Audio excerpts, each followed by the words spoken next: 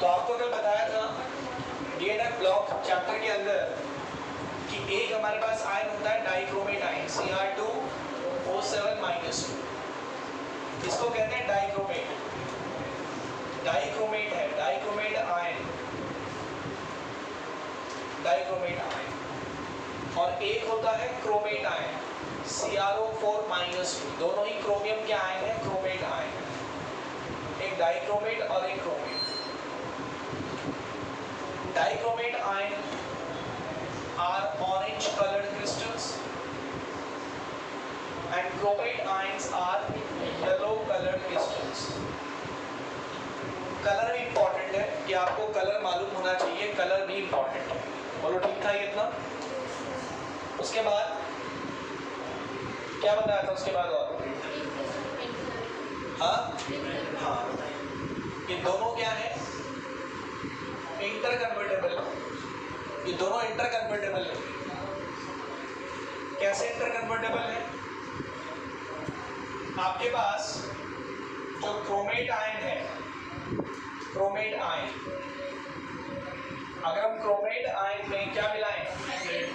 Acid मिलाएं। अगर हम क्रोमेट आयन में एसिड मिलाएं, एसिड में मैंने लिख दिया H+। एसिड मिलाने का मतलब हो गया pH लो, 7 से कम pH, लो pH। तो क्रोमेट आयन किस में कन्वर्ट हो जाता है? डाइक्रोमेट आयन में कन्वर्ट हो जाता है। रिएक्शन बहुत एग्जाम में आपके सामने बन रहा है, वाटर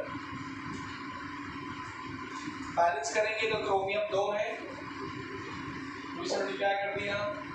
हाइड्रोजन 2 है, 2 से कर दिया। आप क्रॉस चेक भी कर सकते हैं कि आपका जो क्रोमेट आयन है वो डाइक्रोमेट आयन में जब कन्वर्ट हो तो रिएक्शन बैलेंस है कि नहीं है? चार्ज भी बैलेंस होना चाहिए, एटम भी बैलेंस होने चाहिए, तो एवरीथिंग इज बैलेंस। चार्ज भी देखो 2d4 -4 +2, तो -2 चार्ज आ रहा है इधर, तो यहाँ भी -2 चार्ज आ रहा है ओवरऑल। तो ये रिएक्शन कई बार एग्जाम में कंप्लीट करने को आएगी, कई बार एग्जाम में रिएक्शन कंप्लीट करने को आएगी। इसके बाद उल्टा, अगर आपके पास डाइक्रोमेट आयन है, डाइक्रोमेट आयन जो ऑरेंज कलर का होता है, और आपको उसको डाइक्रोमेट आयन को क्रोमेट आयन बनाना है, उल्टा करना है, मतलब इसका तो दिमाग लगाइए। आपने क्रोमेट में एसिड मिलाया, क्रोमेट में एसिड मिलाया, क्रोमेट आयन में एसिड मिलाया तो डाइक्रोमेट बन जाता है। इसमें बेस मिलाओ, इसमें बेस मिलाओ, तो बेस मिलाने पर ये बेस मिलाने का मतलब हो गया OH नेगेटिव मिला, इसका मतलब हो गया pH 7 से ज्यादा है, तो दैट इज हाई pH, तो ये बन जाएगा chromate. It will get converted to chromate. साथ में यहाँ पर भी वाटर बनेगा, यहाँ पर भी वाटर बनेगा। क्रोमियम 2 है तो 2 से मल्टीप्लाई हो जाएगा, हाइड्रोजन 2 है तो 2 से मल्टीप्लाई हो जाएगा। तो ये रिएक्शन आपके पास हो गई। Is that clear? ये दोनों ही रिएक्शन इंपॉर्टेंट है, ये भी इंपॉर्टेंट है। कभी ऊपर वाली एग्जाम में कंप्लीट करने को आती है, कभी नीचे वाली इंपॉर्टेंट एग्जाम में कंप्लीट करने को आती है। इतना मैं कल बता चुका हूँ आपको। स्ट्रक्चर बनना है दोनों का, क्रोमेट का, डाइक्रोमेट आयन का स्ट्रक्चर कैसा होता है ये भी पढ़ना है, ठीक है? एग्जाम में बताने को आ जाते हैं, तो ध्यान देंगे सब लोग। क्रोमेट आयन की अगर मैं बात करूँ CrO4-2, तो सर इसका स्ट्रक्चर कैसा होता है? टेट्राहेड्रल। क्रोमियम इसकी बात कर रहे हैं, एक ऑक्सीजन यहाँ लिखिए, ये 4 ऑक्सीजन हो गए, और -2 जो चार्ज है इसको आप ऐसा ब्रैकेट बनाकर बाहर -2 दिखा दिया। This is here chromate ion structure, और ये है tetrahedral. Tetrahedral, tetrahedral, tetrahedral structure, बहुत सारी चीजों का स्ट्रक्चर टेट्राहेड्रल हमारे पास होता है केमिस्ट्री में। This is the tetrahedral structure, you can सी, ये आपका टेट्राहेड्रल होता है लाइक दिस। ये भी कुछ ऐसे दिख रहा है आपको, ये क्रोमियम आ गया, एक ऑक्सीजन, दूसरा ऑक्सीजन, तीसरा ऑक्सीजन, चौथा ऑक्सीजन, बीच में सेंटर में क्रोमियम आ गया। तो this is your tetrahedral structure. तो chromate ion has tetrahedral structure. Is that clear? Chromate ion का कलर कैसा होता है? क्रोमेट आयन का येलो।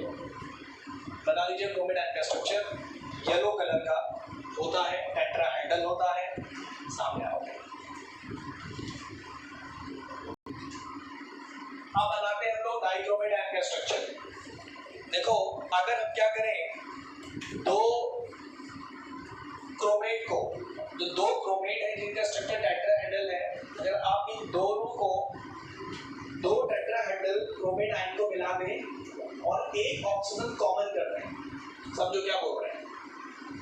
देखो ये क्रोमेट आयन आ गया, अरे आ गया एक, ये क्रोमेट आयन आ गया एक, ये आ गया सर एक, ऐसे दूसरा बनाइए, ऐसे दूसरा बनाया, ये दूसरा बनाया, सेम, ये दो दूसरा बना दिया और इनमें एक ऑक्सीजन कॉमन कर दो, ये ऐसे बन गया ना, एक ही आ गया, एक ही आ गया, बोलो ठीक है, एक ये वाला है, एक है, एक ऑक्सीजन कॉमन कर दो, मतलब दोनों में एक ऑक्सीजन दोनों का कॉमन कर दो। ये मैं समझ में क्या कर रहा हूं, एक टेट्राहेड्रल ये था, एक टेट्राहेड्रल ये था, फिर क्या करना आपने, एक को हटाकर एक को दोनों में, बस ये बन गया आपका डाइक्रोमेट। चेक कर, और ऐसे ब्रैकेट बनाकर, ऐसा ब्रैकेट बनाकर क्या कर दो बाहर, you can see there are 2 chromium and 7 oxygen, है ना, आगे समझ में। और बेटे ये जो एंगल है ये 126 डिग्री का होता है, 126 डिग्री का होता है, 126 डिग्री का होता है।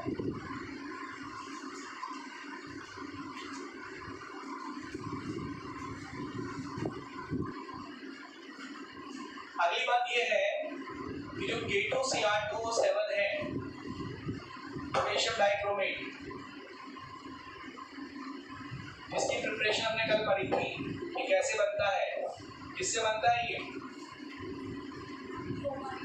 इसका जो स्टार्टिंग मटेरियल है क्या है, क्रोमाइडोर। क्या फॉर्मूला था क्रोमाइडोर का, FeCr2O4।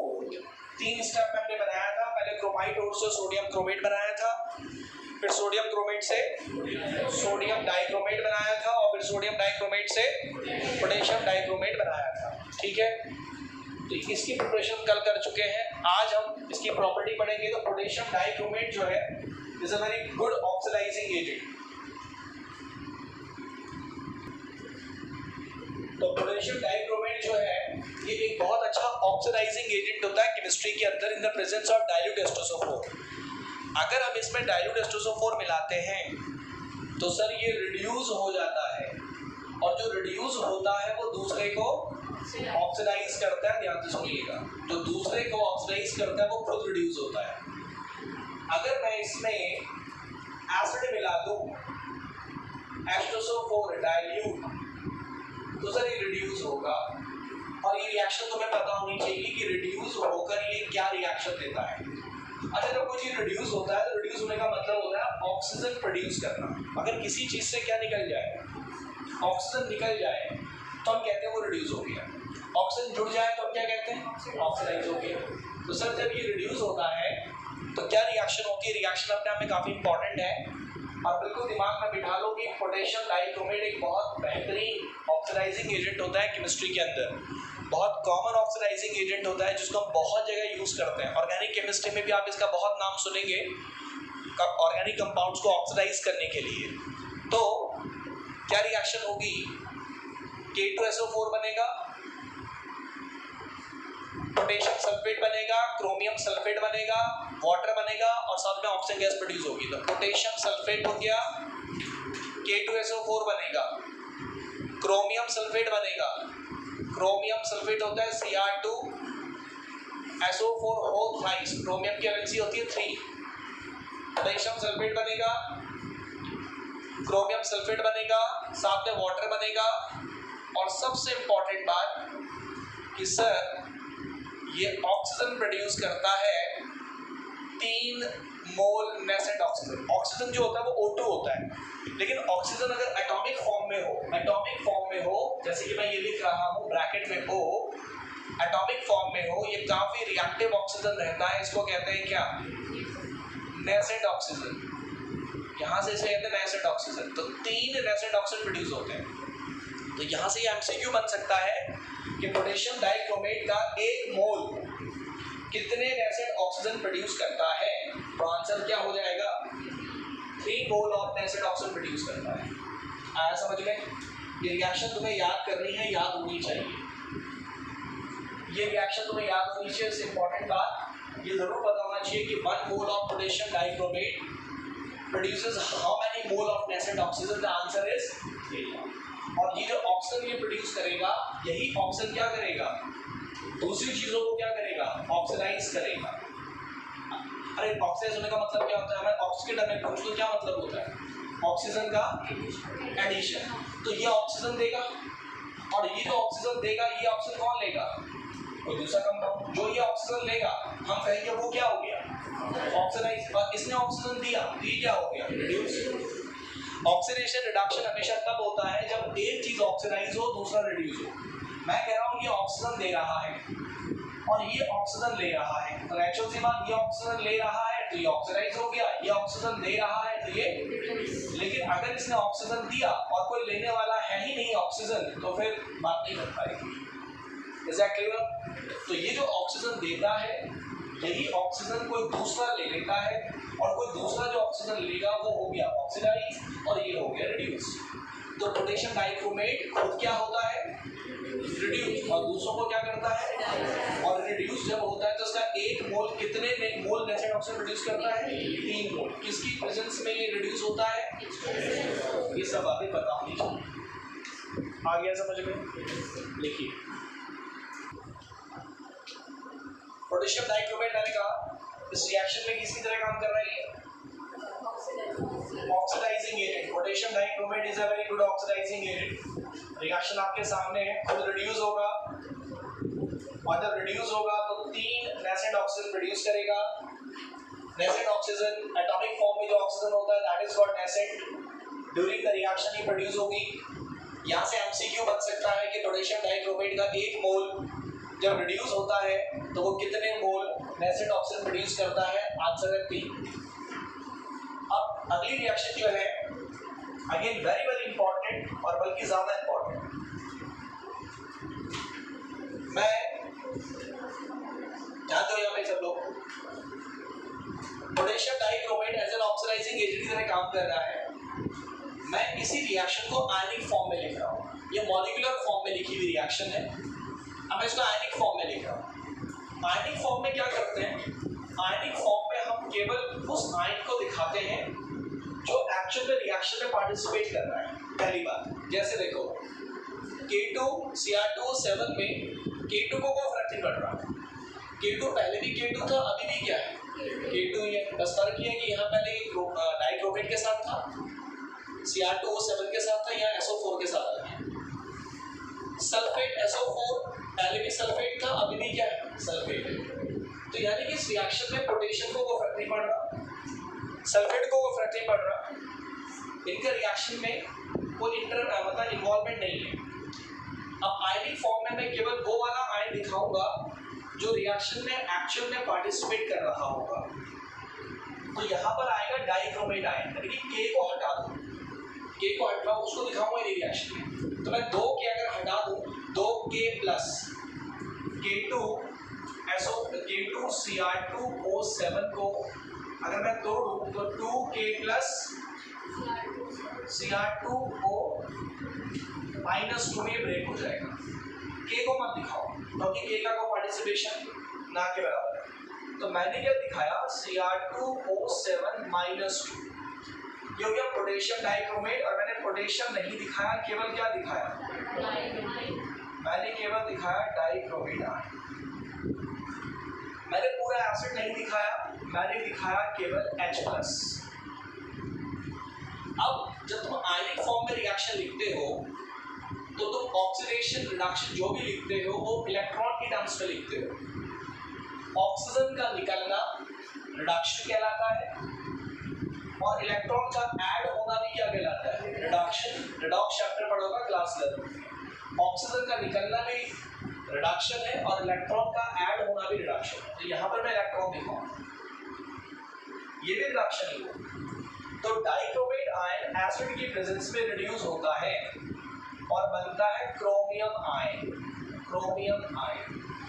डाइक्रोमेट आयन एसिड की प्रेजेंस में रिड्यूस होकर बनता है क्रोमियम आयन, और H प्लस बनता है वाटर। बैलेंस करना पड़ेगा, क्रोमियम 2 तो 2 से मल्टीप्लाई कर दिया, ऑक्सीजन 7 तो 7 से मल्टीप्लाई कर दिया, और हाइड्रोजन हो गए 14 तो 14 से मल्टीप्लाई कर दिया। अब बात आती है इलेक्ट्रॉन कितने दिखाए जाएं, तो इलेक्ट्रॉन कितने दिखाए जाएंगे, इलेक्ट्रॉन दिखाए जाएंगे जितना दोनों तरफ चार्ज बैलेंस हो। देखो जरा, क्या ऐसे करके कर सकते हो, 6 आएगा, देखो कैसे 6 आ रहा है, क्यों 6 आया समझो। 6 इलेक्ट्रॉन 6 नेगेटिव, और ये हो गया 2 नेगेटिव, कितना नेगेटिव हो गया 8 नेगेटिव, और ये क्या है 14 प्लस 8 माइनस यानी कि 6 प्लस, यानी कि रिएक्टेंट साइड कितना प्लस 3 2 जा 6 प्लस। दोनों तरफ चेक करो, चार्ज भी बैलेंस चाहिए और एटम भी बैलेंस चाहिए, हो गया चेक कर लीजिए। तो इसीलिए यहाँ पे 6 आया है, आगे समझ में, यहाँ पे इसीलिए क्या है 6 आया। क्रोमियम 2 है, देखो 2 क्रोमियम, ऑक्सीजन 7 है, 7 ऑक्सीजन आ गए, हाइड्रोजन 14 हो गए, 14 आ गए, इलेक्ट्रॉन सर 6 क्यों दिखाया आपने, क्योंकि मुझे दोनों तरफ चार्ज बैलेंस करना था, तो चार्ज बैलेंस करने के लिए यहाँ पे 6 इलेक्ट्रॉन दिखाना पड़ेगा। आगे समझ में, इसका एक और तरीके से आप कर सकते हैं, एक और तरीके से हो सकता है, यहाँ पे क्रोमियम का ऑक्सीडेशन नंबर निकालो, तो अगर आप क्रोमियम का ऑक्सीडेशन नंबर निकालेंगे तो आएगा +6। कैसे आया, क्रोमियम का x मान लिया 2x प्लस ऑक्सीजन का कितना होता है -2 इक्वल टू कितना हो गया -2, सॉल्व करेंगे यू विल गेट 6। तो डाइक्रोमेट आयन में क्रोमियम का ऑक्सीडेशन नंबर है 6, ठीक है। जो 6 ऑक्सीडेशन नंबर है वो एक क्रोमियम का है, ऑक्सीडेशन नंबर हमेशा पर एटम निकाला जाता है, तो 6 ऑक्सीडेशन नंबर जो है वो एक क्रोमियम का, 2 क्रोमियम का बताओ कितना है 12, एक का 6 हुआ, 2 का कितना हुआ 12। इसीलिए आयन का ऑक्सीडेशन नंबर उतना ही होता है जितना उसके ऊपर चार्ज है। यहाँ क्रोमियम का ऑक्सीडेशन नंबर कितना है 3, 2 क्रोमियम का कितना है 6, यहाँ 2 क्रोमियम का 12 आ रहा है ऑक्सीडेशन नंबर, यहाँ कितना आ रहा है 6, कितने का डिफरेंस आ रहा है 6 का डिफरेंस आ रहा है। जितना ऑक्सीडेशन नंबर का डिफरेंस है उतने ही इलेक्ट्रॉन आते हैं, जितना ऑक्सीडेशन नंबर का डिफरेंस आता है उतना ही क्या आता है इलेक्ट्रॉन आता है। कैसे भी आप याद करो, ये रिएक्शन जरूर याद करो, कई बार एग्जाम में कंप्लीट करने को आती है। आगे समझ में, और समझिए, और क्वेश्चन कैसे बन सकता है, एमसीक्यू कैसे बनेगा। जब डाइक्रोमेट आयन का रिडक्शन होता है तो बताइए क्रोमियम का ऑक्सीडेशन नंबर कहां से कहां चेंज होता है। जब डाइक्रोमेट आयन का रिडक्शन होता है तो क्रोमियम का ऑक्सीडेशन नंबर चेंज होता है कहां से कहां, दिख रहा है 6 से 3, 6 से क्या होता है, ये क्वेश्चन बन चुका है। डाइक्रोमेट आयन में ऑक्सीडेशन नंबर क्रोमियम का कहां से कहां बदलता है, 6 से 3 बदलता है, 6 से 3 बदलता है। आगे समझ में, तो this reaction is very important, जिसमें ये शो किया गया है कि डाइक्रोमेट आयन एसिड की प्रेजेंस में रिड्यूस हो रहा है, और डाइक्रोमेट आयन क्योंकि रिड्यूस होता है इसीलिए डाइक्रोमेट आयन एक बेहतरीन क्या कहलाता है ऑक्सीडाइजिंग एजेंट। ऊपर वाला रिएक्शन मॉलिक्यूल फॉर्म में लिखा गया है, नीचे वाला रिएक्शन आयनिक फॉर्म में लिखा गया है, दोनों इंपॉर्टेंट है लेकिन आयनिक ज्यादा बनता है। इज दैट क्लियर, ये रिएक्शन आपको बहुत अच्छे से पता होनी चाहिए, बहुत अच्छे से, ठीक है। अब आपने कहा अभी कि डाइक्रोमेट आयन जो है वो ऑक्सीडाइजिंग एजेंट का काम करेगा, यानी कि खुद वो रिड्यूस होगा और दूसरे को ऑक्सीडाइज करेगा, डाइक्रोमेट आयन का 1 मोल कितने मोल इलेक्ट्रॉन लेगा 6, साफ दिख रहा है। डाइक्रोमेट आयन का 1 मोल 6 मोल इलेक्ट्रॉन गेन करता है और तब ये रिड्यूस होकर क्या बनाता है क्रोमियम आयन। तो अभी मैंने आपको बताया अगर ये इलेक्ट्रॉन ले रहा है तो वो इलेक्ट्रॉन देने वाला भी होना चाहिए। भाई इलेक्ट्रॉन तभी तो लेगा, ये 6 इलेक्ट्रॉन इसके नहीं है, ये 6 इलेक्ट्रॉन इसने लिए हैं किसी से, तो कोई देने वाला भी तो चाहिए इलेक्ट्रॉन, और जो इलेक्ट्रॉन देगा वो क्या हो जाएगा ऑक्सीडाइज, और इसने ले लिया ये क्या हो जाएगा ठीक है ना कहानी? अब समझो, 7 चीजें ध्यान रखनी है और 7 और एक रिएक्शन। इतनी चीजें अगर आपको मालूम होंगी तो आप 14-15 रिएक्शंस आसानी से कंप्लीट कर जाएंगे। कोई भी आपको रिएक्शन रटने की जरूरत नहीं पड़ेगी, इवन बैलेंसिंग की जरूरत भी नहीं पड़ेगी, बैलेंसिंग भी अपने आप हो जाएगी। वो मैं तरीका आपको सिखाऊंगा। अब आपको क्या ध्यान रखना है, तेरा ध्यान दें। आपको 7 चीजें क्या ध्यान रखनी है, वो ये है। 7 चीजों से आपकी 14-15 चीजें निकल आएंगी। ये है फेरस आयन Fe2+। इसको ये जब ऑक्सीडाइज होता है, जब डाइक्रोमेट आयन इसको ऑक्सीडाइज करता है, फेरस आयन जब ऑक्सीडाइज होता है तो ये बनता है फेरिक आयन। यानी कि Fe2+ जब ऑक्सीडाइज होता है तो वो क्या बनता है, Fe3+ बनता है। Fe2 से बनता है Fe3+, और एक इलेक्ट्रॉन ये रिलीज करता है। ये जो इलेक्ट्रॉन रिलीज करेगा इसको कौन गेन करेगा, कौन गेन करेगा, डाइक्रोमेट आयन। लेकिन इसके साथ इन दोनों की रिएक्शन करने के लिए इसके कितने मोल चाहिए होंगे, बता सकते हो? 6 मोल, क्योंकि इसका एक मोल क्या कर रहा है, एक इलेक्ट्रॉन प्रोड्यूस कर रहा है, जबकि इसका एक मोल कितने इलेक्ट्रॉन लेता है। तो इन दोनों की रिएक्शन के लिए इसके 6 मोल चाहिए होंगे। Got my point? ठीक है। तो खैर फिलहाल आपको क्या ध्यान रखना है कि फेरस आयन जो है तो जब ऑक्सीडाइज होता है तो वो फेरिक आयन Fe2+ जो है Fe3+ में कन्वर्ट होता है, 7 इलेक्ट्रॉन रिलीज हो गया। सेकंड थिंग, Sn2+, Sn होता है 10। बताओ Sn2 में जब ऑक्सीडाइज होगा तो क्या बनेगा, बताओ जोर से। Sn होता है 10। Sn2+ जब ऑक्सीडाइज होता है, जैसे Fe2+ ऑक्सीडाइज हुआ Fe3 बना, Sn2 जब ऑक्सीडाइज होगा क्या बनेगा, जल्दी बोलो, टाइम कम है। अरे बोलो Sn, अरे बोल तो लो, कुछ तो बोल लो भैया, मुंह में दही जमा के बैठे हो क्या? है? क्या बनेगा? नहीं बनेगा Sn3, Sn4 बनेगा। इसीलिए पूछा था आपसे। और ये चीज ध्यान रखनी है कि Sn2 Sn3 नहीं बनता, Sn2 Sn4 बनता है। देखो जितने भी ट्रांजिशन मेटल्स हैं, जैसे कि आयरन ट्रांजिशन मेटल है, इनका ऑक्सीडेशन नंबर जब चेंज होता है ऑक्सीडेशन के दौरान तो हमेशा 1 का डिफरेंस आता है। अगर 2 है तो 3 आ गया। Sn है p block element, it is not a transition element, 10 is a p block element. अब p ब्लॉक एलिमेंट का जब ऑक्सीडेशन नंबर चेंज होता है तो हमेशा 2 चेंज होता है। हमेशा कोई भी p ब्लॉक का एलिमेंट होगा उसका ऑक्सीडेशन नंबर अगर चेंज होगा तो 2 से चेंज होगा। और अगर ऑक्सीडेशन नंबर 1 से चेंज हुआ है तो वो कौन सी मेटल होती है, transition metal. p block syllabus में नहीं है खैर, बड़ी इसलिए ऐसा हुआ। ये 2 था, 2 से 3 नहीं हुआ क्योंकि ये आपका ट्रांजिशन एलिमेंट नहीं है, ये p ब्लॉक एलिमेंट है। और Sn2 जो है वो Sn3 नहीं बनता है, Sn4 बनता है। ये बात ध्यान रखिएगा, इस साल की क्वेश्चन इसके ऊपर बोर्ड एग्जाम में आया है। नंबर 3, ठीक है भाई, क्लियर हो गया? 2 इलेक्ट्रॉन क्यों है, जितने का डिफरेंस होगा उतना इलेक्ट्रॉन आएंगे। एक होता है आपके पास I नेगेटिव, इसको कहते हैं आयोडाइड आयन। और आयोडाइड जब ऑक्सीडाइज होता है तो बनता है आयोडीन, I2 बनता है। It is iodide, it is iodine. Iodine 2 है, 2 से मल्टीप्लाई करो, 2 नेगेटिव होगा, यहाँ 2 इलेक्ट्रॉन दिखाने पड़ेंगे। चलो ठीक है। उसके बाद एक होता है आपके पास COO नेगेटिव, COO नेगेटिव, इसको चाहे तो ऐसे लिख लो C2O4 2 नेगेटिव, इसको कहते हैं ऑक्सलेट, इसको कहते हैं ऑक्सलेट, इसको कहते हैं आयोडाइड, और ये है आयोडीन, ये है ऑक्सलेट। ऑक्सलेट जब ऑक्सीडाइज होता है तो बनता है 2 मोल कार्बन डाइऑक्साइड। देखो 2 कार्बन है, 4 ऑक्सीजन, तो बनता है 2 मोल कार्बन डाइऑक्साइड। 2 नेगेटिव है, इसलिए यहाँ पे लिखा दो 2 इलेक्ट्रॉन। ये सारी रिएक्शन जो है ये सब ऑक्सीडेशन हो रहा है, इलेक्ट्रॉन रिलीज हो रहा है, ये सब ऑक्सीडेशन हो रहा है। और इन सबको ऑक्सीडाइज करने का काम ये करता है, इनसे इलेक्ट्रॉन निकालने का काम ये करता है। देन 5वां आपके पास है H2S, hydrogen sulphide.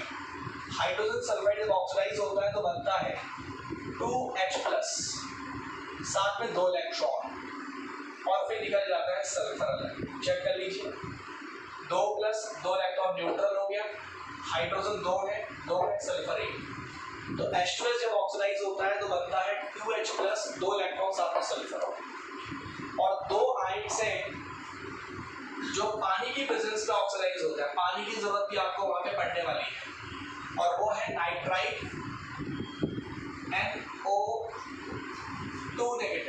Is called nitrite, ये है नाइट्राइट। नाइट्राइट में मिलाओ पानी तो ये ऑक्सीडाइज होकर बनाएगा नाइट्रेट, NO3 नेगेटिव, साथ में बनेगा 2H प्लस और साथ में 2 इलेक्ट्रॉन। चेक करो बैलेंस हुआ कि नहीं हुआ। नाइट्राइट बनता है नाइट्रेट, नाइट्राइट बनता है नाइट्रेट, नाइट्रेट नाइट्रेट नाइट्रेट बनता है नाइट्रेट। 2 O, 1 O, 3 O हो गए, 2 H हो गए, यहाँ 1 नेगेटिव है, 2 प्लस 2 इलेक्ट्रॉन न्यूट्रल और ये बचा -1 तो -1 आ गया समझ में। नंबर 7 SO3 2 नेगेटिव, इसको कहते हैं सल्फाइड, इसको कहते हैं सल्फाइड, सल्फाइड आयन, और ये भी पानी की प्रेजेंस में ऑक्सीडाइज होता है और जब ये ऑक्सीडाइज होता है तो बनाता है सल्फेट, सल्फेट SO4 -2, साथ में बिल्कुल वैसे ही 2H प्लस और यहाँ पे 2 इलेक्ट्रॉन। चेक कर सकते हो। तो ये 7 चीजें ध्यान रखो सर कि कौन सा आयन किस में ऑक्सीडाइज हो रहा है। SN2 ऑक्सीडाइज हो रहा है SN4 में, Fe2 ऑक्सीडाइज हो रहा है Fe3 में, I नेगेटिव ऑक्सीडाइज हो रहा है I2 में, ऑक्सीलेट ऑक्सीडाइज हो रहा है CO2 में, H+ ऑक्सीडाइज हो रहा है H+ और सल्फर में, नाइट्राइट ऑक्सीडाइज हो रहा है नाइट्रेट में, सल्फाइड ऑक्सीडाइज हो रहा है सल्फेट में। ये चीजें आपको ध्यान होनी चाहिए, ठीक है। और इनको ऑक्सीडाइज करने का काम हम किससे करवाएंगे? डाइक्रोमेट आयन से। डाइक्रोमेट आयन जो खुद क्या होगा? रिड्यूस। उसका क्या रिएक्शन था? Cr2O7 -2 plus 14H positive plus 6 electron will give you 2Cr3 plus 7H2। वो रिएक्शन ध्यान होना चाहिए। एग्जाम में क्वेश्चन आएगा कंप्लीट द रिएक्शन, क्या आएंगी? तो हेडिंग डालेंगे complete the reaction, complete the reaction. ये हेडिंग डालेंगे और समझेंगे कि मैं क्या बता रहा हूँ। और 2 रिएक्शन एग्जाम में हमेशा आती है, कोई भी पेपर उठा के देख लो आपको 2 रिएक्शन जरूर मिलेंगे इस चैप्टर से, चाहे वो इस कॉन्सेप्ट से हो चाहे जो आगे कॉन्सेप्ट पढ़ेंगे आगे उससे हो, लेकिन दोनों में कॉन्सेप्ट सेम है। देखो जैसे आपसे कहा Cr2O7 -2 plus Fe2 plus H+ complete the reaction, ऐसे बोलेंगे। कोई भी रिएक्शन दे दिया, फिर बोल दिया Cr2O7 -2 I negative plus H+ complete the reaction. Cr2 कोई रिएक्शन दे सकते हैं -2, ये दे दिया C2O4 -2 plus H+ complete the reaction. Cr2O7 -2 plus SN2 plus H+ complete the reaction. फिर Cr2O7 -2 SO3 -2 plus H+ complete the reaction. ऐसे करके आपको complete the reaction exam में कोई भी दे सकता है। नेक्स्ट फाइल से बोलो क्लियर।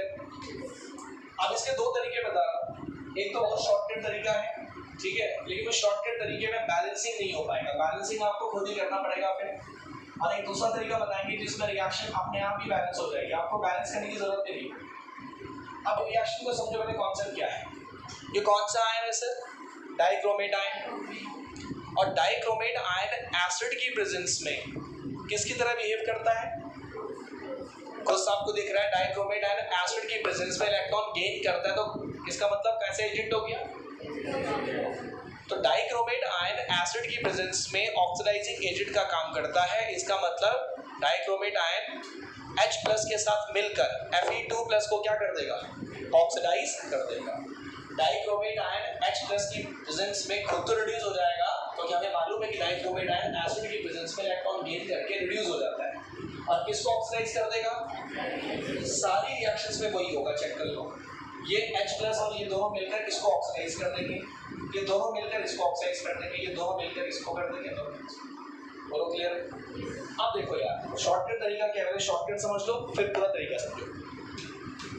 बस क्या चीज पता होनी चाहिए, डाइक्रोमेट आयन जब रिड्यूस होता है तो क्या बनता है? देख लो जरा देख लो क्या बनता है? Cr3+ बनता है, चेक कर लो। डाइक्रोमेट आयन जब रिड्यूस होता है क्या बनता है? Cr3 प्लस बनता है। अरे बोलो तो। अच्छा Fe2 प्लस जब ऑक्सीडाइज होता है क्या बनता है? तो सर Fe2 प्लस क्या बन जाएगा? Fe3 प्लस बन जाएगा। और H प्लस को हमेशा वाटर बना देना, H प्लस को हमेशा वाटर बना देना। लीजिए सर रिएक्शन हो गई, रिएक्शन हो गई खत्म।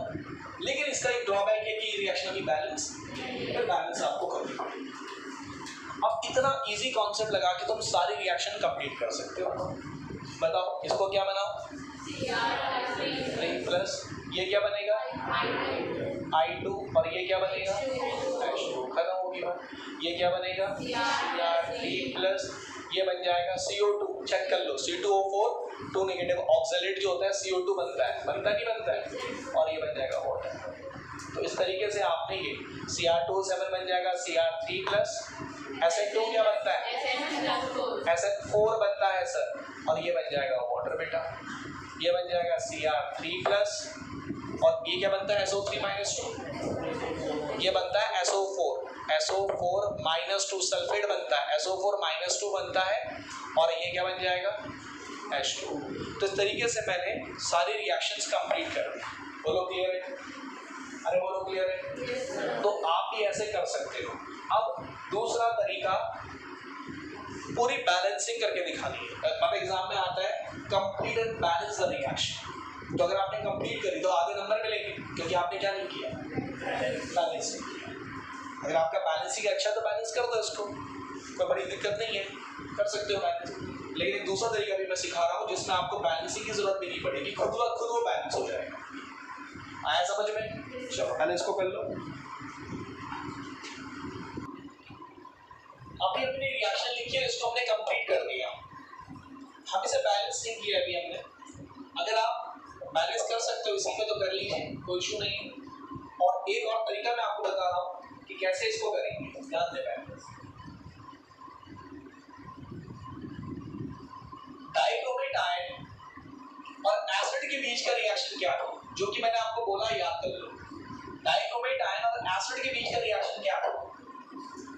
Cr2O7 minus 2 14 H plus 6 electron will give you 2Cr3 plus 7 H2। क्योंकि बहुत बार ये रिएक्शन भी बैलेंस करने को आई है अपने आप, इसको बैलेंस करो। तो मैं बार बार ये कहता हूँ कि इसको याद ही कर लो, ज़्यादा बेटर है। प्लीज सर, ये हो गई इन दोनों की रिएक्शन, जो कि रिडक्शन रिएक्शन, क्योंकि इसमें इलेक्ट्रॉन, फिर से रिपीट कर रहा हूँ, इनके बीच का रिएक्शन कंप्लीट करके बैलेंस भी करना है। तो तरीका सिखा रहा हूँ। तो इन दोनों का रिएक्शन ये होता है Fe2 प्लस। अब बचा Fe2 प्लस। Fe2 प्लस जब ये रिड्यूस हुआ है, ये दोनों मिलकर रिड्यूस हुए, तो ये क्या होगा? ऑक्सीडाइज। तो Fe2 प्लस कैसे ऑक्सीडाइज होता है बताओ तो जरा। Fe2 प्लस क्या बनता है बताओ तो? साथ में इलेक्ट्रॉन। सर ऊपर वाली रिडक्शन रिएक्शन, नीचे वाली ऑक्सीडेशन रिएक्शन, दोनों को ऐड कर दो, जैसे इलेक्ट्रोकेमिस्ट्री में करते थे। दोनों को ऐड कर दो। ऐड करने से मैंने क्या करोगे? दोनों के इलेक्ट्रॉन्स, ऊपर 6 इलेक्ट्रॉन गेन हो रहा है, नीचे 1 इलेक्ट्रॉन रिलीज हो रहा है। तो भैया ये 6 इलेक्ट्रॉन तभी गेन करेगा जब ये 6 इलेक्ट्रॉन देगा। तो 6 इलेक्ट्रॉन देने के लिए इसको क्या करना पड़ेगा? इलेक्ट्रॉन बराबर करना है आपको। ऊपर 6 इलेक्ट्रॉन, नीचे 1 इलेक्ट्रॉन। फिर से रिपीट कर रहा हूँ, इन दोनों का रिएक्शन लिखा, ये आ गया। ये दोनों मिलकर रिड्यूस होंगे, हो गए। Fe2 प्लस ऑक्सीडाइज होगा, Fe2 प्लस क्या बनता है? Fe3 plus 1 electron. ऊपर इलेक्ट्रॉन 6 है, नीचे 1 है, तो 6 से मल्टीप्लाई कर दो और फिर रिएक्टेंट साइड ऐड कर दो, प्रोडक्ट ऐड कर दो, रिएक्शन बैलेंस हो गया, कंप्लीट हो गया। चेक करो क्या हुआ। Cr2O7 minus 2 फिर 14H plus electron reactant side में, इलेक्ट्रॉन प्रोडक्ट साइड में कैंसिल कर दो, प्लस इसका रिएक्टेंट कितना आ गया? 6 Fe2 plus will give you 2 Cr3 plus और 7 H2O plus 6 Fe3 plus। ये लीजिए सर, अब आप चेक कर लो आपकी रिएक्शन ये कंप्लीट तो है ही, Cr3 plus वाटर और Fe3+ साथ में बैलेंस भी हो, चेक कर लो, बैलेंस भी है, बोलो ठीक है। तो रिएक्शन को आप रटे नहीं, क्रैम नहीं करें, थोड़ा सा उसको कंप्लीट करने का कॉन्सेप्ट सीखें। ये सेम रिएक्शन दे दी, इस बार एसिड दे दिया इन्होंने, तो डाइक्रोमेट आयन और H+ आयन का रिएक्शन एज इट इज वही रहेगा जो पहले था, और इस बार Fe2+ की जगह यहाँ पर कौन आ गया है, Sn2+ आ गया है बस। तो ये Sn2+ हम जानते हैं कि Sn2+ ऑक्सीडाइज होके क्या बनता है, Sn4 बनता है, 3 नहीं बनाना, 4 बनाना, साथ में यहाँ पर आ जाएगा 2 इलेक्ट्रॉन। 2 ही क्यों आए, 1 क्यों नहीं आया, क्योंकि डिफरेंस कितने का है, 2 इलेक्ट्रॉन। बस अब आप जानते हैं कि हमें इलेक्ट्रॉन बराबर करने के लिए इसको 3 से मल्टीप्लाई करना पड़ेगा, फिर 3 से मल्टीप्लाई हो जाएगा, और यहाँ पर आ जाएगा 3 Sn2+ आ जाएगा, ये ठीक है, वाटर ठीक है, और यहाँ पर इसकी जगह क्या आ जाएगा, 3 Sn4+ आ जाएगा। ये लीजिए सर, आप क्रॉस चेक कर लीजिए, रिएक्शन एटम वाइज तो बैलेंस है और चार्ज वाइज भी बैलेंस है। फिर आप देखेंगे चार्ज भी बैलेंस होना जरूरी है। तो इस तरीके से आप रिएक्शंस को, किसी भी रिएक्शन को डाइक्रोमेट आयन की एसिड के साथ कोई भी रिएक्शन को आप कंप्लीट कर सकते हैं। आया कि नहीं आया सर, ठीक है। चलो फिर एक और कर देते हैं, यहाँ पर करते हैं इस बार हम लोग NO3 नेगेटिव, NO2 नेगेटिव, ये लिखें, इसको जरा कंप्लीट करें आप, इस रिएक्शन को कंप्लीट करें। अगर मैं सीधा आपको, अगर आपको देखो सीधा प्रोडक्ट बनाने हैं, आधा काम तो आपको सीधा हो गया, क्या बताओ ये क्या बनेगा, Cr3+ बनेगा, चेक कर लो। ये क्या बनता है, NO2 नेगेटिव क्या बनता है, NO3 नेगेटिव बनता है सर, ये NO3 नेगेटिव बनता है, और ये क्या बनता है, H2। लीजिए सर, आधा काम तो तुम्हारा हो गया। लीजिए सर, अब बैलेंस ही तो करना है आपको, तो बैलेंसिंग भी अलग कॉन्सेप्ट लगाओ फटाफट जल्दी। चलिए देखिए, डाइक्रोमेट आयन की मदद से आपको नाइट्राइल आयन को ऑक्सीडाइज करना है एसिडिक मीडियम में, तो फिर वही कॉन्सेप्ट हमने लगाया, डाइक्रोमेट आयन और एसिड के रिएक्शन लिख दिया, और NO2 नाइट्राइल, थोड़ा सा ध्यान होना चाहिए कि नाइट्राइल सामने क्या चाहिए होगा, वाटर, तो ये क्या बना लेगा, ये नाइट्राइल बनाए, नाइट्रेट बनाएगा, साथ में जोर से बोलो 2H+ और 2 इलेक्ट्रॉन। ये थोड़ा सा आपको पता होना चाहिए, ध्यान होना चाहिए कि नाइट्राइल और सल्फाइड 2 आयन हैं जिनको वाटर की जरूरत पड़ेगी, ठीक है। अगर यहाँ पे सल्फाइड होता है SO3 नेगेटिव तो भी ऐसे ही होता, बस बाकी को आपके सामने ही है, इसको 3 से मल्टीप्लाई कर दीजिए और मिलाकर रिएक्शन को बना दीजिए। क्या बन जाएगा बच्चों, Cr2O7 नेगेटिव प्लस, हाँ ठीक है, पहले मैं पूरा लिख रहा हूँ, 14H+, इलेक्ट्रॉन कैंसिल हो जाएगा, 3 times of NO2 negative plus 3 times of water, reactant side add हो गई, प्रोडक्ट साइड 2Cr3+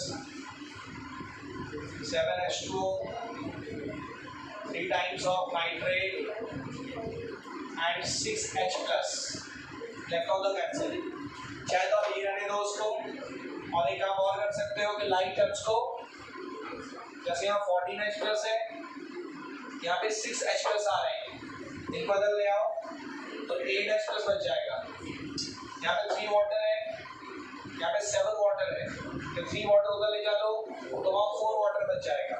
तो ऐसे ही आप कर सकते हो, थोड़ा सा रिएक्शन को कॉम्पैक्ट कर दो, और डाइक्रोमेट आयन यहाँ आ जाएगा 8H+, यहाँ पे आएगा 3 नाइट्रेट, वाटर उधर चला जाएगा, 2Cr3+, यहाँ बचेगा 3 वाटर, 4 वाटर, 3 वाटर था, 7 वाटर था, 4 वाटर, और यहाँ गया 3 नाइट्रेट। तो दिस इज द रिएक्शन जो कि कंप्लीट भी और बैलेंस भी है। I hope concept is clear, आगे समझ में, यही कॉन्सेप्ट हमने आगे भी लगाना है, अभी दूसरी जगह भी इस कॉन्सेप्ट को लगाएंगे, तो ये कॉन्सेप्ट अगर यहाँ आ गया आपको तो आगे आपको कोई दिक्कत नहीं आएगी, ठीक है सर। तो इस तरीके से ये टॉपिक हमारा खत्म हो गया पोटेशियम डाइक्रोमेट, और पोटेशियम डाइक्रोमेट से ही निकलता है डाइक्रोमेट आयन। पोटेशियम डाइक्रोमेट से क्या निकलता है? और डाइक्रोमेट आयन एक बहुत अच्छा क्या है? ऑक्सीडाइजिंग एजेंट, जिसकी हम लोग अभी रिएक्शन पढ़ रहे हैं। खुद रिड्यूस होता है और दूसरों को ऑक्सीडाइज करता है। खुद कैसे रिड्यूस होता है वो रिएक्शन आपको पता होनी चाहिए, और दूसरों को ऑक्सीडाइज करता है। तो 7 चीजें मैंने आपको बताई हैं, उन 7 चीजों को ध्यान रखिएगा कि कौन किस में ऑक्सीडाइज होता है। हो गया क्लियर? चलिए, अब हमारा जो अगला कंपाउंड रहेगा जो हमें पढ़ना है वो है KMnO4। क्या है सर? KMnO4। KMnO4 अगला टॉपिक हमारा है KMnO4। मैंगनीज का कंपाउंड है, नाम है पोटेशियम परमैंगनेट। अगेन ये वेरी इंपॉर्टेंट कंपाउंड। ये जो कंपाउंड है इसका यूज हमें प्रैक्टिकल्स में भी करना है, टाइट्रेशन में इस केमिकल का यूज होता है। तो वाइवा में भी इसमें खूब क्वेश्चन पूछे जा सकते हैं। आपका जो प्रैक्टिकल वाइवा होता है उसमें KMnO4 से रिलेटेड आपसे बहुत सारे क्वेश्चन पूछे जा सकते हैं, क्योंकि ये केमिकल आपको प्रैक्टिकल में भी यूज करना होता है। तो क्या नाम है इसका? इसका नाम है potassium permanganate.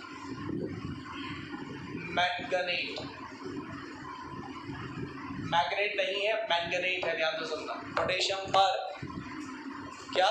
Manganate, not manganate, is potassium permanganate.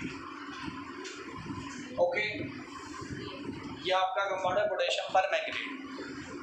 अब इसकी प्रिपरेशन होगी कि ये कैसे बनता है, फिर इसकी प्रॉपर्टीज के ऊपर बात करेंगे, है ना, और कुछ और बातें इसके ऊपर होंगी। अभी मैं पहले प्रॉपर्टी से शुरुआत कर रहा हूँ। प्रिपरेशन कैसे होती है वो मैं बाद में बताता हूँ। पहले मैं प्रॉपर्टी से शुरुआत कर रहा हूँ, क्योंकि अभी हमने पोटेशियम डाइक्रोमेट की प्रॉपर्टी पढ़ी कि बहुत अच्छा क्या है? ऑक्सीडाइजिंग एजेंट है। तो भाई साहब, KMnO4 is also very good oxidising agent. ये भी बहुत अच्छा क्या है? ऑक्सीडाइजिंग एजेंट है। किसकी तरह? पोटेशियम डाइक्रोमेट की तरह। ये भी बहुत अच्छा ऑक्सीडाइजिंग एजेंट है। ठीक है सर? तो अगर मैं प्रिपरेशन में बातें बताता हूँ, पहले इसकी प्रॉपर्टी की बात कर लें। और इसकी एक अच्छी बात और है, देखो कि ये ऑक्सीडाइजिंग एजेंट पोटेशियम डाइक्रोमेट किसकी प्रेजेंस में ऑक्सीडाइजिंग एजेंट का काम कर रहा था? एसिड की प्रेजेंस में, डाइल्यूट एसिड। ये एक कदम और आगे है। It can behave like a oxidising agent in acidic medium, in neutral medium, in alkaline medium. कुछ भी मिला दो, एसिड मिला दो, बेस मिला दो, पानी मिला दो, ये सब में किसकी तरह काम करेगा? Oxidising agent. वो केवल कहाँ है? एसिड। और ये सबके साथ, ये सबके साथ आगे समझ में। अगर मैं तो लिख दो पहले इस बात को। KMnO4 सबसे पहले प्रॉपर्टी की बात कर रहा हूं मैं आपके साथ। KMnO4 property. KMnO4 is a very powerful oxidizing agent. Is a very powerful oxidizing agent. Very powerful oxidizing agent in acidic medium. Powerful oxidizing agent in acidic medium, comma, in alkaline medium, in alkaline medium, and in क्या? Neutral medium, and in neutral medium. बोलो clear? ठीक। अब देखो, oxidising agent, ध्यान देंगे सब लोग। Oxidising agent, ठीक है, और बात कर रहे हैं इन एसिडिक मीडियम। बात कर रहे हैं पहले इन एसिडिक मीडियम। एसिडिक मीडियम में ऑक्सीडाइजिंग एजेंट की तरह काम करेगा तो पहली बात हमें इसकी क्या पता होनी चाहिए, अरे जोर से बोलो, रिएक्शन पता होनी चाहिए कि एसिडिक मीडियम में अगर ये ऑक्सीडाइजिंग एजेंट की तरह काम करेगा तो क्या रिएक्शन होगी। K2Cr2 में जब तुमने एसिड मिलाया था तो उसने कितने रेसिड ऑक्सीजन प्रोड्यूस किए थे? 3। ठीक है, एक को चेक कर लो, 1 मोल पोटेशियम डाइक्रोमेट जब ऑक्सीडाइजिंग एजेंट की तरह काम करता है तो 3 मोल रेसिड ऑक्सीजन प्रोड्यूस करता है। ये भाई साहब एक कदम और आगे हैं, ये 5 मोल प्रोड्यूस करेंगे। क्या रिएक्शन होगा सर? तो लिखो KMnO4 क्या मिलाया? एसिड, डाइल्यूट एस्टोसोफर मिलाया डाइल्यूट, पोटेशियम सल्फेट बनेगा, ध्यान दो, मैंगनीज सल्फेट बनेगा, पोटेशियम का सल्फेट बनेगा, मैंगनीज का सल्फेट बनेगा, पानी बनेगा, सामने क्या प्रोड्यूस होगा? कितने? तो बनेगा K2SO4, पोटेशियम का सल्फेट बनेगा,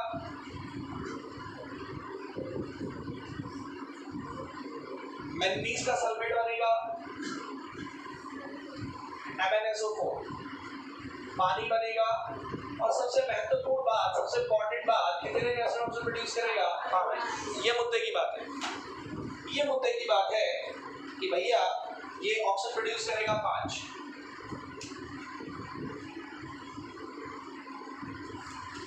दो मोल्स के 5 रेसिड ऑक्सीजन प्रोड्यूस करते हैं, 2 मोल्स के 5 रेसिड ऑक्सीजन प्रोड्यूस करते हैं। ये 2 मोल KMnO4 के प्रोड्यूस करते हैं 5 मोल रेसिड ऑक्सीजन, 2 प्रोड्यूस करता है 5। अब इंपॉर्टेंट बात ध्यान से सुनना, आयनिक फॉर्म में रिएक्शन जैसे तुमने किसकी पढ़ी थी? डाइक्रोमेट की। क्या पढ़ी थी डाइक्रोमेट की? बार बार रिपीट कर रहा हूं ताकि दिमाग में घुस जाए। क्या पढ़ी थी? Dichromate ion plus 14H plus 6 electron 2Cr3 plus 7H2। बोलो ठीक है सर? अरे बोलो ठीक है सर? अब ऐसे ही इसका आयनिक फॉर्म लिखना है तो K प्लस हटा दो तो बताओ क्या बचेगा? MnO4। कितना K हटाया तुमने? एक K हटाया भाई, K2 नहीं है। K2 जैसे पोटेशियम डाइक्रोमेट में तो क्या होता है? K2Cr2O7, तो तुमने 2 K हटाए तो 2 K प्लस हटे तो Cr2O7 में -2 आया। लेकिन KMnO4 में कितने K होते हैं? 1। तो 1 K हटाओ तो K प्लस हटेगा तो क्या होगा? MnO4 माइनस, इसका नाम है पोटेशियम। हटा दो क्या बचा? पर मैंगनेट आयन। इसका नाम क्या है? डाइक्रोमेट। अगर 2 नेगेटिव हटा के K2 लगा दो तो मॉलिक्यूल बन जाएगा पोटेशियम डाइक्रोमेट। पोटेशियम हटा दो तो डाइक्रोमेट आयन। ऐसे इसका नाम क्या हो गया? पर मैंगनेट आयन। और ये बिल्कुल इसकी राह पे चल रहा है डाइक्रोमेट आयन की तरह। ये भी बिल्कुल ऑक्सीडाइजिंग एजेंट की तरह काम करेगा एसिड की प्रेजेंस में बिल्कुल। तो यहाँ पे आ जाएगा H+, ये भी इलेक्ट्रॉन गेन करेगा, बिल्कुल करेगा। ठीक है सर? अरे ठीक है, ये क्या बनता है? कंपैरिजन करो, ये क्या बनता है? डाइक्रोमेट आयन क्रोमियम आयन बनता है। ये क्वेश्चन MCQ में पूछे जाते हैं, इसलिए बता रहा हूँ।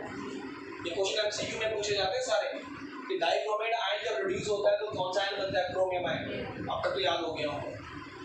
पर मैंगनेट आयन जब रिड्यूस होता है तो बनता है मैंगनीज आयन Mn2+। आपने चैप्टर के शुरू में पढ़ा था कि मैंगनीज की बहुत सारी ऑक्सीडेशन स्टेट्स होती हैं, 2 से लेकर 7 तक। 2 ऑक्सीडेशन स्टेट इसका सबसे छोटा ऑक्सीडेशन स्टेट है। तो क्या पर मैंगनेट आयन क्या बनेगा? साथ में H+ का क्या बनेगा? वाटर। बिल्कुल वही रिएक्शन जैसे ऊपर है, वही रिएक्शन है, सेम। अब बैलेंसिंग थोड़ा डिफरेंट हो जाएगा बट बिल्कुल तो याद रखिएगा, पर मैंगनेट आयन जब रिड्यूस होता है तो बनता है मैंगनीज आयन। बैलेंस करते हैं, सबसे पहले O को बैलेंस करते हैं। O 4 है तो 4 से मल्टीप्लाई कर दो सर। 4 2 क्या हो गया? 8। तो सर यहाँ पे 8 आ जाएगा।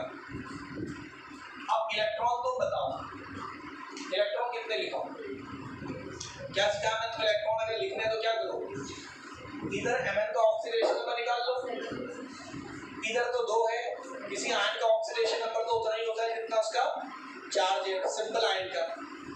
ये कॉम्प्लेक्स आयन है, कॉम्प्लेक्स आयन का मतलब क्योंकि इसमें Mn के साथ O भी है, तो यहाँ पे तुम्हें Mn का ऑक्सीडेशन नंबर निकालना पड़ेगा। पक्का 7 आ रहा है या नहीं आ रहा है? अरे आ रहा है, कहाँ तक पहुँचा? 4 तक पहुँच गया, 7। और यहाँ कितना है, कितने का डिफरेंस? यहाँ 5 इलेक्ट्रॉन है। क्रॉस चेक करना चाहते हो, क्रॉस चेक कर लो, चार्ज बैलेंस होना चाहिए। क्रॉस चेक करोगे तुम्हें 5 इलेक्ट्रॉन जो लिखा वो सही लिखा कि गलत लिखा, चेक करो। 5 इलेक्ट्रॉन, एक ही नेगेटिव, कितना नेगेटिव हो गया? 6 नेगेटिव। पॉजिटिव कितना है?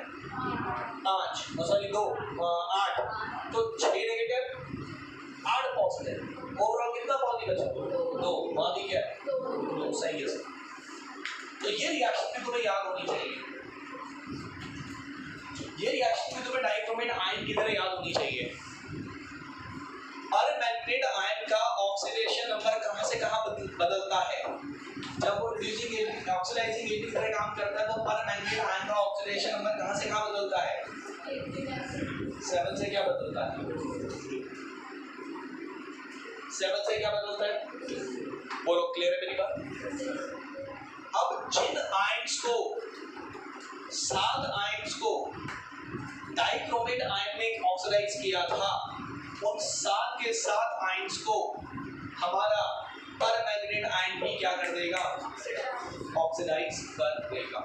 Same same. अरे बोलो, क्लियर है क्या? बोला, जिन 7 आयन्स को किसने ऑक्सीडाइज किया? किसने ऑक्सीडाइज किया?